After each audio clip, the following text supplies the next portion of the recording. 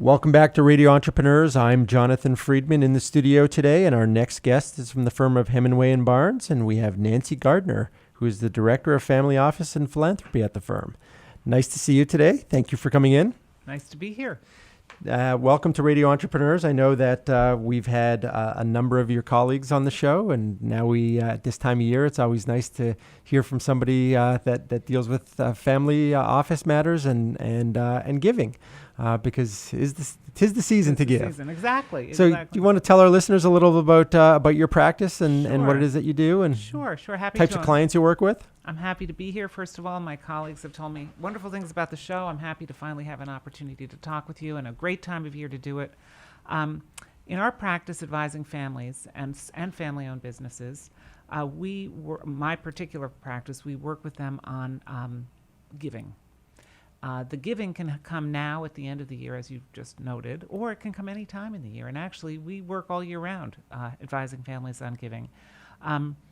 I would imagine you're thinking all year round along it. Hopefully your clients are thinking that way too. Well, I'm thinking that way, and I'm also thinking it's really good to give in January. You never know what might happen later in the year, so Absolutely. Waste not the time. So anyway, what I also like to tell people now is that, there may only be 7 shopping days till Christmas, but there are 14 giving days till the end of the year. So there's time yet to give.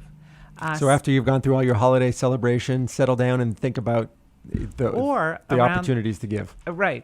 Or around the holiday table. And that's one of the things that we work, we work with individuals, families, and businesses. And one of the things we find is that increasingly this is something that families want to do together. Absolutely. Why do they want to do it together? They want to do it together because it brings them together.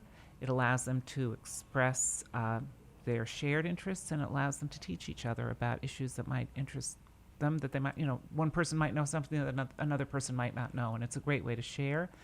It's better than fighting around the table. So. That's for sure. And I would imagine from a family perspective, from generation to generation, it sort of embarks those values, and Exactly. people understand it and see it. And that now as an adult, as you grow, and you say, oh, now I understand why Dad was at those meetings every third night, or Exactly involved with right. those organizations, or why he used to drag me out on cold mornings to pack boxes and do those types of things. Exactly right. And actually, that's a very important thing you just mentioned, the packing the boxes, dragging them out. One of the things we do with our clients, we can advise them in any number of ways, whether it's sitting down with them to have a meeting to discuss how they might give, whether it's actually creating the foundation or the fund that will do the giving, or actually going and doing a site visit as a family or as a business. This is an entrepreneur's show, and there are, I'm sure, entrepreneurs out there. I know our own firm, Hemenway and Barnes, has done site visits as a firm. We've actually been to Cradles to Crayons, which is not far from here. I drove by it on my way over here today. And we've done that with families, too. We've taken 3 generations of a family out to a farm to pick produce that gets then taken to a food bank.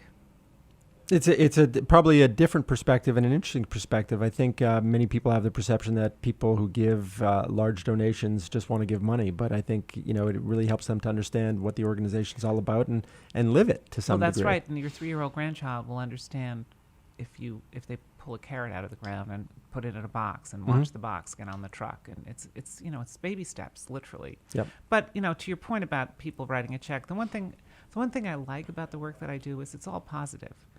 Whether you write a big check, a small check, do a site visit, give of your time as a board member, whatever you do, it's all good. There's no shame in writing the big check and not wanting to get involved, nor is there shame in writing a small check and getting involved. It's all good.